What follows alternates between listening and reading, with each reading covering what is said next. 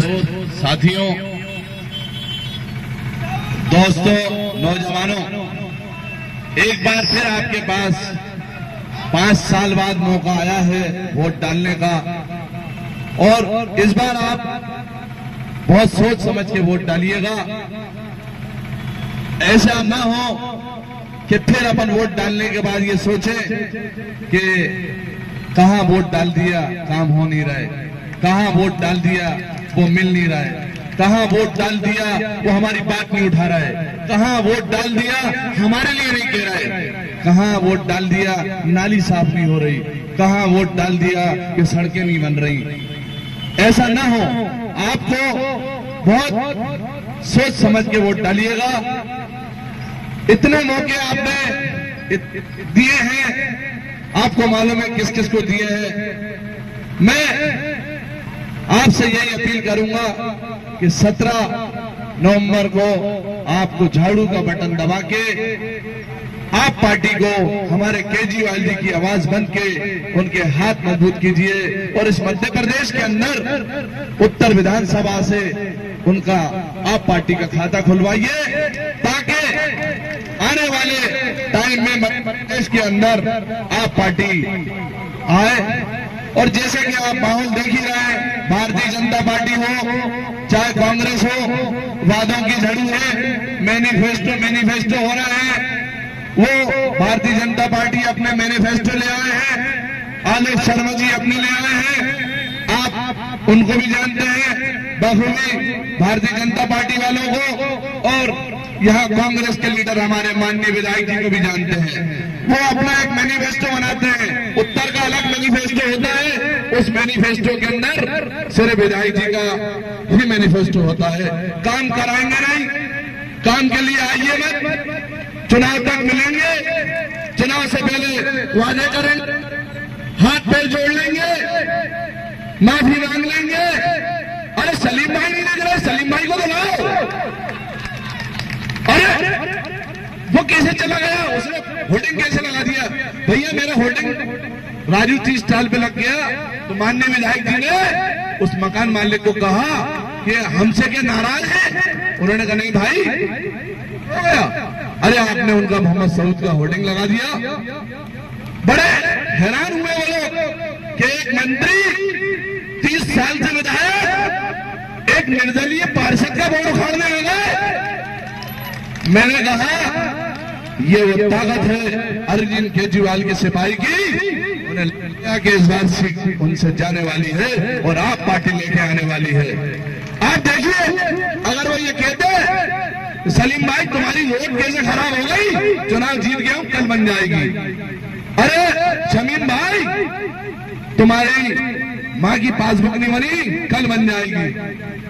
तो मोहम्मद सऊद नहीं आता, आप ही आप आते। आपने सिर्फ 4.5 साल लोगों को सताते हैं, 5 महीने छोटे छोटे काम कराते हैं और छोटे छोटे कामों में फोटो दिखाते हैं। उसके अंदर भी सारे लोगों को बुलाते हैं, भैया रामू नहीं दिख रहा, शामू नहीं दिख रहा, मोहम्मद भाई नहीं दिख रहा, फला नहीं दिख रहा, सबको लाओ फोटो खिंचाओ। वो ये बताना चाहता है फोटो खिंचा के कि ये सब हमारे साथ है। मैं आपको बताना चाहता हूं, जितनी भीड़ लग रही है, सुबह 8 बजे से फोन लगाते हैं 7 बजे से 12 बजे तक। अरे 8 बजे से 7 बजे तक अगर तुम लॉकडाउन में घूम लेते, तुम किसी का जन्म नहीं होता यहाँ पे, तुम्हारा नाम अकेला होता, तुम्हारा बेटा होता। इस बार लॉकडाउन अंदर हमने आपको इसलिए बिठाया कि आप माइनॉरिटी की बात करें। हमने इसलिए वोट दिए कि हमारे भाई हैं, हमने इसलिए वोट दिए कि हमारी आवाज बन के विधानसभा। अगर मैं गलत कह रहा हूं भैया तो कोई मुझे बोलिएगा कि आप गलत कह रहे हैं। आपकी आवाज नहीं बन सकते, आपकी बात नहीं कर सकते, तो जनता आपको लाएगी नहीं। इस बार आपको भैया घर बैठाएगी, बिल्कुल बैठाएगी। और सिर्फ उनके पास इस बार अगर बात है, सिर्फ एक ही बात कर रहे हैं, धर्म की बात। मैं ही हूं बस। आप मुझे देख लीजिए, माहौल बहुत खराब है। अरे बीजेपी से काय को डरा रहा हो भैया, बीजेपी से डरा रहा है। अरे आलोक शर्मा आ जाएगा, अरे आलोक शर्मा कैसे आ जाएगा? अभी केजरीवाल भैया है, वो भी आएंगे। केजरीवाल जब आएंगे तो ये पंजा और कमल ये दोनों चले जाएंगे, सिर्फ मोहम्मद सऊद आएंगे, आपके बेटे आपके भाई आएंगे। अब उन्होंने कल एक जगह कहा एजेंट है एजेंट। भैया जब तुम जीप पे बैठ गए वार्ड नंबर 7 में, क्या अभी की बात बता रहा हूं, तो तुम क्या कर रहे थे? फिर 8 नंबर के अंदर आप आ गए, वहां जीप चलाने लगे, तो ये आप क्या कर रहे थे? एक बार इतने सालों से आप विधायक रहे, लेकिन आपने इतने साल रहे, जीत के कांग्रेस में आए, तो दलाली भारतीय जनता पार्टी की करी, बड़े एजेंट आप हो। कभी भी कोई आवाज नहीं उठाई, चाहे नियामतपुरे के अंदर दिलीप बिटकॉइन, वहां पे पूरी रोड बंद कर दिया, लोग इनके पास आए, जबान बंद थी। अरे क्यों बंद थी? क्योंकि 60 गांठ थी। इनकी यहाँ शादी थी, शिवराज सिंह सबसे पहले पहुंचा। इनके प्रोग्राम था, नरोत्तम मिश्र सबसे पहले पहुंचा। भैया संबंध होते हैं, लेकिन सबको दिखता है कि एजेंट कौन है, बड़ा एजेंट कौन है। तो हम एजेंट नहीं है, हम तो दोनों को ललकार रहे हैं। हम अरविंद केजरीवाल के सिपाही हैं, हम लड़ने आए हैं, हम लड़ने आए हैं, लोगों की सेवा करने आए हैं, अपना मकान बनाने नहीं आए, अपनी जमीन बनाने नहीं आए, अपनी दुकान चलाने नहीं आए। हम खिदमत करने आए हैं, खिदमत करेंगे और ऐसे लोगों को भगाएंगे जो जिनका मकान ईदगाह के ऊपर हो और 30 लाख रुपए अपने मकान के बाजू के नाले में लगा दें। ये विकास किया है। वक्फ बोर्ड की संपत्ति किसके पास है? पूरी वक्फ बोर्ड की संपत्ति अगर है तो माननीय विधायक जी के अंडर में है। वक्फ बोर्ड के अंदर उनके सालों की नौकरी है। 2018 के अंदर उनके सालों को नौकरी लगाई, हज कमेटी के अंदर उनके दूसरे सालों की नौकरी लगाई। ये हक किसका था? ये हक जनता का था। आप अगर मैं झूठ बोल रहा हूं तो कल रिकॉर्ड निकालेंगे, मैं नाम दूंगा आपको। उन्होंने 18 के अंदर उनकी नौकरियां लगवाई। अरे आप कोई चीज नहीं छोड़ रहे। खेल मैदान आपके बेनजीर को आपने बर्बाद कर दिया। विधानसभा में क्वेश्चन उठाते और बेनजीर को यहाँ के बच्चों के लिए खेलने के लिए लगाते, तो हम नहीं आते, आप ही आप होते। इस बार अगर वोट डालिए तो सिर्फ आप विकास के नाम पे डालिए। इस बार अगर वोट डालिए तो आपकी परेशानी को देखते हुए डालिए। वो मत भूलिए कि लॉकडाउन के अंदर नेताजी नहीं थे, नेताजी को ढूंढा गया, ताला लगा था। जो आज ताला खुला है, भैया आइए बैठिए। वहां उस टाइम भैया गायब थे। लॉकडाउन के अंदर लोग ढूंढते रहे, परेशान रहे कि परमिशन चाहिए, हमारा बेटा फंसा है, हमारी बहू फंसी है, हमारे यहाँ इंतकाल हो गया है, उससे मिलना है, देखना है। लेकिन नेताजी को आपने क़यादत करने के लिए भेजा, नेताजी वहां नहीं थे। आप सबको इस बार सोच समझ के वोट डालिएगा। और भैया ये पूरा माहौल बदलने की कोशिश करते हैं, सिर्फ धर्म की बात करते हैं।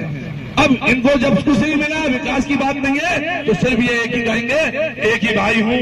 मैंने कहा उस पे कि मैं भी मोहम्मद सऊद भैया, कोई वो नहीं। आप इस बार वोट डालिएगा तो सिर्फ केजरीवाल जी को देख के डालिएगा, जो दिल्ली का मॉडल, पंजाब का मॉडल, और उसने जो विकास कार्य कराए हैं। एक ऐसी सरकार जिसने कर्जा उतार दिया हो। दिल्ली की सरकार योजना यहां से ज्यादा दे रही है, लेकिन कर्जे में नहीं है। भारतीय जनता पार्टी की सरकार रही, कांग्रेस की रही, दोनों कर्जदार रहे।